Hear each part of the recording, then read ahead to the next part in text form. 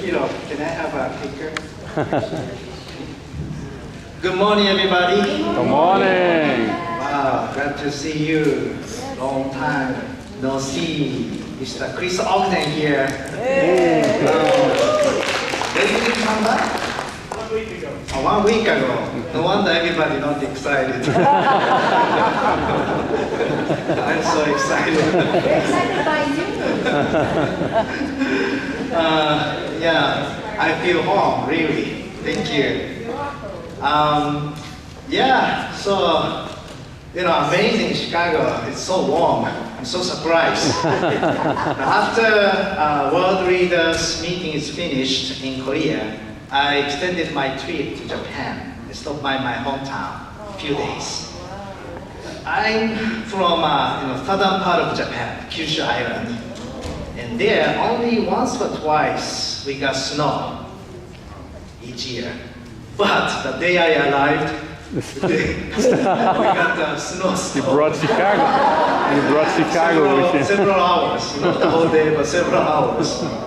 The wind is so strong, like, snow is not coming like this, but coming like this. So, well, I thought I was bad luck, But I'm so blessed to come back, and weather is so warm. And I heard that tomorrow the temperature is going to be 70 degrees.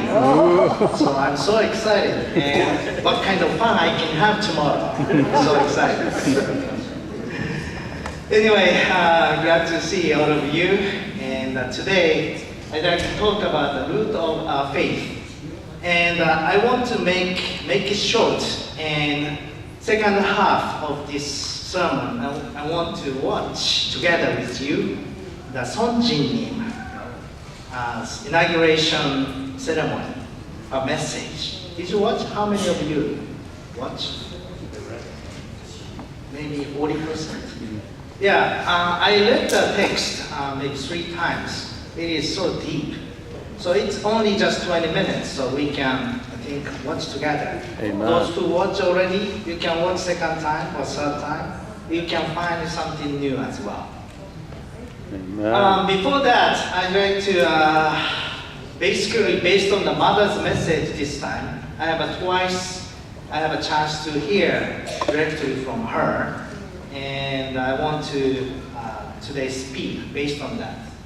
But first of all, as you see from the internet, yeah, it was a beautiful ceremony in March 3rd in Korea, March 2nd here. But World Center was filled with people, and it's so beautiful. And the blessing ceremony. These 3 couples from District 7, Rosato and Kojak. Hey. And also August and Chio from Detroit. Although August lost the whole baggage in the airport.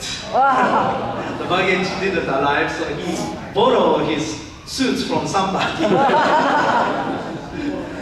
Looks okay. And also Miho Frankoski from Madison, Wisconsin. She's dressed with brother from England.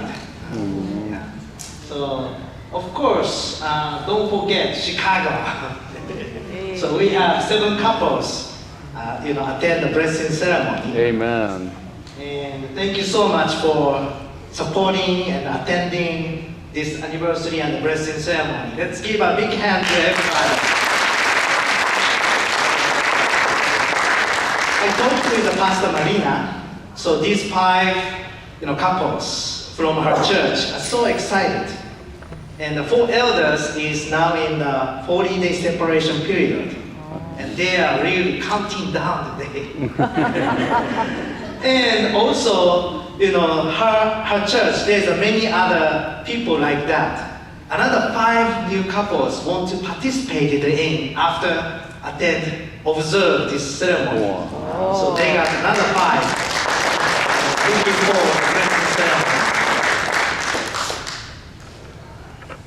And after this special event, from the next day, for the 3 days, we have a World Leaders Assembly. And it was organized and operated by the international headquarters. It was, I heard, the first time they fully organized and operated, and very professionally organized. You see a big banner, and the screen is so huge. Every year, the screen getting bigger. I want the next year maybe whole building. And here the Bishop Kim give a presentation. The continental directors of main nations give a presentation. Of course, for the America, Bishop Kim did. And August and Chio attend with me whole schedule. Amen.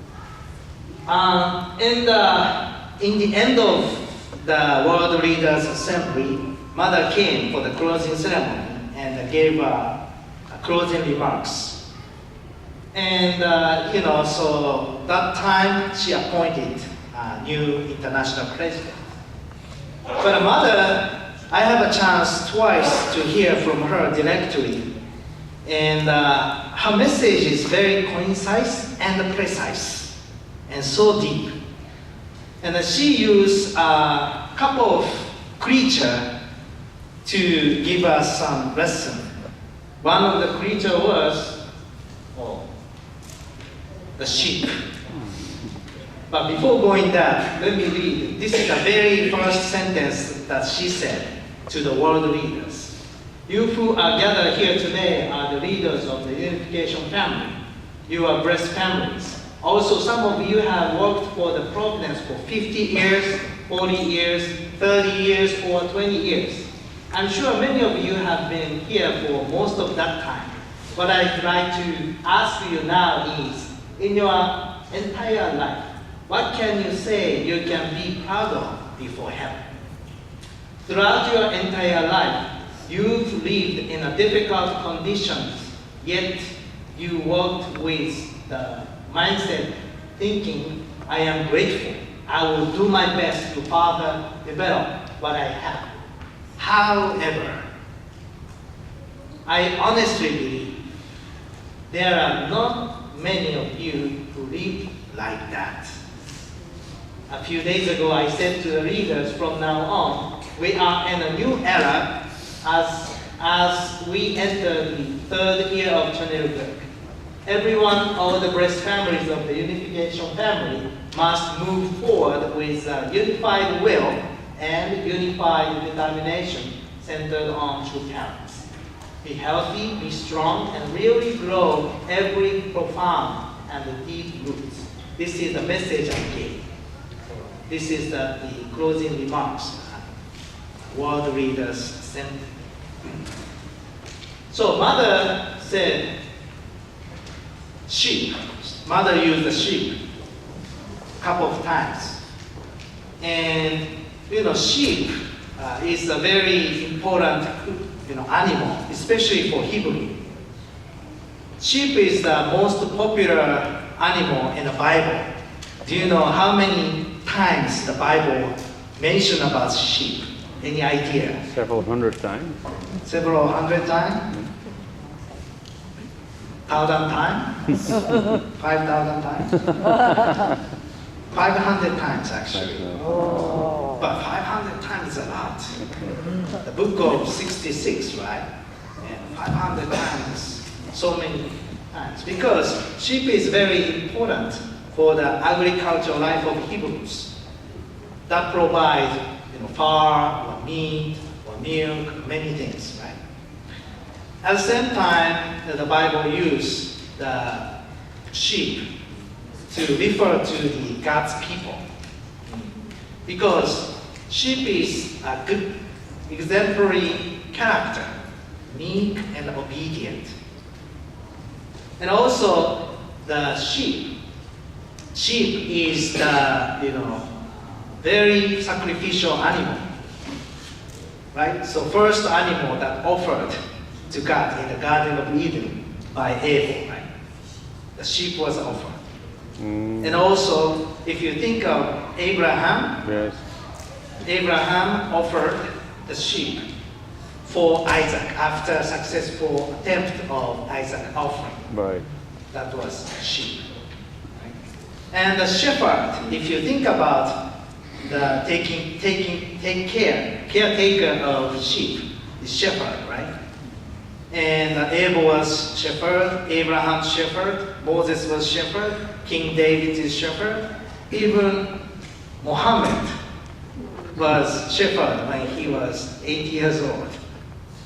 Yeah. So this animal and shepherd has a special relationship. But I want to say this, because mother is of course encouraging the sheep, because we gotta be like sheep. Obviously, I mentioned our character should be like meek and obedient, isn't it? Mm-hmm. And the father said there is 3 kinds of the obedience, 3 levels actually. One is, there are 3 types of obedience. One is just to obey whatever is told you. The next type is to obey while always seeking to know God. God, truth, and the way. It's a type. The why of things. Way of things. The why of things. The third type is obedience after knowing the heart of the Father. So this third one, obedience after knowing the heart of the Father. This is the level that we are expected to do.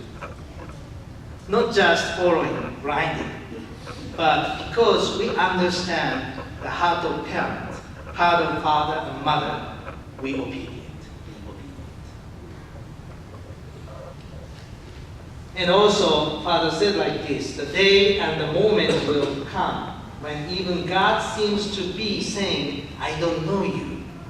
Like, looks like abandoned by God. At that time, you will feel that you are utterly alone in the universe. If under those conditions, you still do not give up, but insist, no matter what God thinks or what you parents say to me, no matter how unsympathetic the church members are, this is the right way and I will go on anyway. Then, at that moment, you are elevating yourself to the highest level of faith. Once you reach that level, you can be trusted unconditionally by God and by me, and eventually the whole world. So, this is the course that true Father went. He so many challenges, and many times he feel utterly alone in the universe. But also, Mother also went such a course. A couple of weeks ago, I talked about 7-year course of True Father and True Mother from 1960 to the 1968. 68, there was a God's Day. God's Day was established. That time, True Mother also went a very difficult course. Looks, almost like abandoned by father. Even husband, but husband gave a very challenge to her. Right? But she didn't complain. But even that kind of situation, still I'll go on. Father said, no matter how unsympathetic the church members are, and no matter what God thinks or what your parents say to me, this is the right path and I will go on anyway. So still you have a faith and obedience no matter what. Because you can understand the heart of God. The God also didn't want to abandon, but he had to, force the person to do that way so that that child can be victorious. Because of providential requirement, the people, especially central figure, need to go that kind of path. If you look at Jesus, also Jesus is also abandoned. He has to take the path of cross to save humanity, isn't it? God has to sacrifice his beloved Son to save humanity, to leave the past to save humanity. But Jesus was victorious. He didn't, rebellious to God, but obedient. Take up the cross. So that's the central figure's way, right? The path to take. Likewise, to some degree, it is same to each of us. You may be suffered from members. This says members. The church members, how unsympathetic the church members are. Means you may get hard time from not someone from outside, but from inside. Someone close to you may give you a hard time. But that time, still you keep going. You don't lose your track. And then you can reach that, you can, practice highest level of faith. So that's the really secret. It's really difficult to understand, actually. Many people complain if you are in a sense, you can say injustice. You facing injustice. Most of us, many times, we just explain, or complain and express complaint, right? But this kind of things we must understand. Anyway, Mother mentioned about sheep. We should be meek and obedient. And there is a lot of, it's not simple things. But we really understand. We need to understand what she is telling us. Another lesson, another creature she used is olive tree. Mother said, true mother and true father, true parents traveled Israel in 1968 for the first time. Now, Israel is a tiny nation, actually. It's 4 hours is enough to travel around, actually. Wow. According to her. And it's not so much, nature is very, it's a barren soil. Right. It's not so rich, many rocks and stones. But there's many olive trees there. Mother mentioned this olive tree, and especially she said this olive tree really survived more than 1,000 years. But to do so, the roots need to go deeper. It takes 15 years to reach the, good enough to survive for 10,000 years. I mean, 100,000 years. I don't think 10,000 years. 1,000 years. Yeah. So, obviously, we gotta grow our roots. And also, she said, this olive tree is so wise when the, what's that animal? Locusts? Locust army, Inago in Japanese. The locusts, attacked, this olive tree. It's, the olive tree released some chemicals so that locusts doesn't want to come close to the tree. No kidding. And then, actually, one tree released a chemical, another tree is become a tree. That's a trigger for the another. It's a signal for the other tree to release another chemical, and cooperate together. And then all together, it's let this locust go away.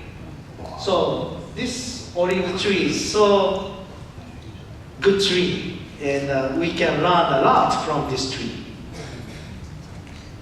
As for the growing roots, at this time, Mother is really appreciating elders, especially 40 years mission, overseas mission. This is some of them, and Mother is really encourage them, appreciate them and recognize them. 40 years in overseas. This is Mr. Otomar, the president of Paraguay Church. and I happened to sit next to him while traveling to Cheonjeong in the bus. And I listened to his story. Oh, it's amazing. He's actually German. Joined the church in Germany. And the second year, he was just the second year, kind of a new member. But that time, in 1975, this World Mission Providence started, and the German church is looking for missionary. But German church didn't want to release some capable leaders because they need to sustain the organization as well. Then there is not so many people, and then he volunteered. Even he was just, I think, a first year or second year or something like that, just a new member. But he went to Africa. And then Africa for 80s and 90s, he went to also Bangladesh. And from there, he was assigned to Paraguay in 90s. So 40 years it's a long time. He's always missionary, overseas missionary. There are many people like that. So Mother is really appreciating these people, those who help our root of our organization grow deeper. At the same time, we can see new branches is sprouting. This is maybe some of you watched the inspiring testimony of Mr. Motoyama, Katsuhiro Motoyama. Who watched that? Read it. His mother passed away when he was 12 years old. And at the age of 15, his father was assigned to Honduras, become a national messiah for Honduras, and left the family. He has 4 siblings, 5 children in the family. He's number 4.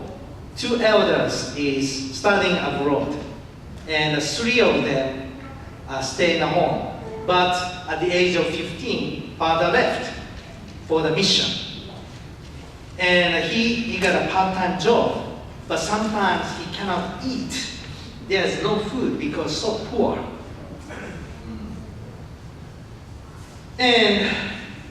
But anyway, one day he went to Cheonjeong. He wanted to find God. When he was praying under the tree of love, he finally encountered God, actually. And he convinced that God is his father, his parent. And then Father's word, when he was reading Father's word, the one word hit him, what that was, the Messiah does not need 1,000 followers, but one person who can lead 1,000 people.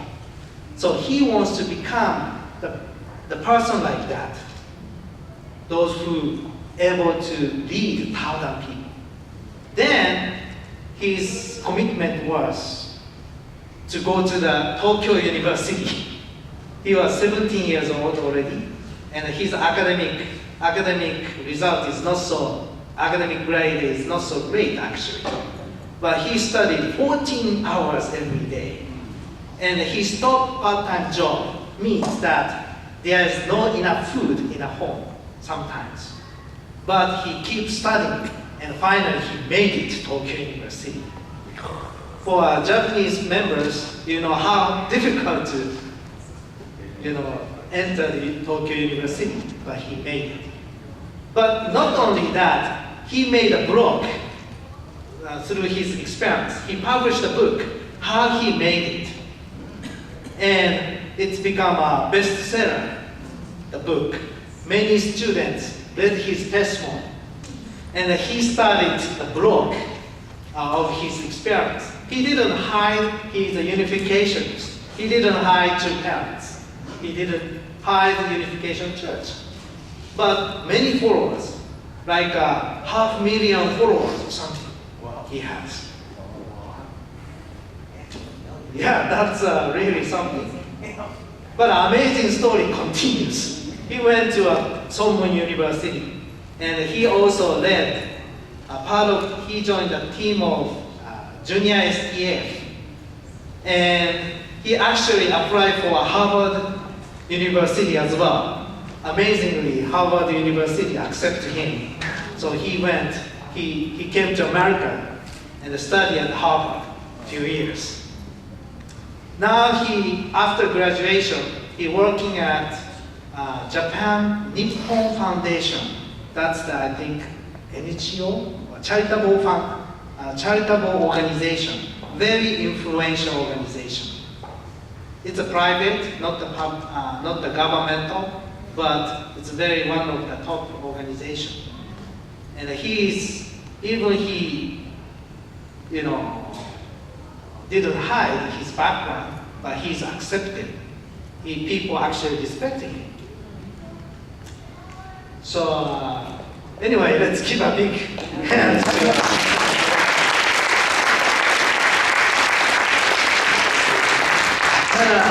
I think the core, one of the important his testimony is that he said he really respects his parents' faith.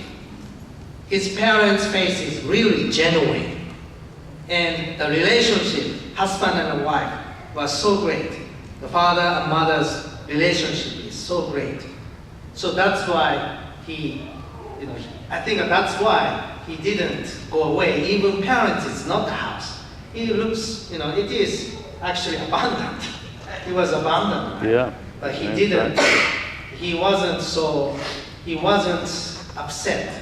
He wasn't resentful. I think that is the key of his success, foundation of his success. Of course, he himself has a great character.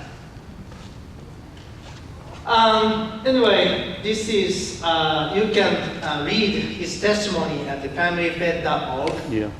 And if you are Japanese, you can visit familyforum.jp. There is a testimony in Japanese as well. Also, this is the first graduates of the UPA, Universal Peace Academy. Mother created this academy, right? And 3 years ago. Then this is the first graduates. And this is going to be assigned a youth envoy to each area. So anyway, I'm so grateful to see. Actually, this UPA invited American leaders to the school.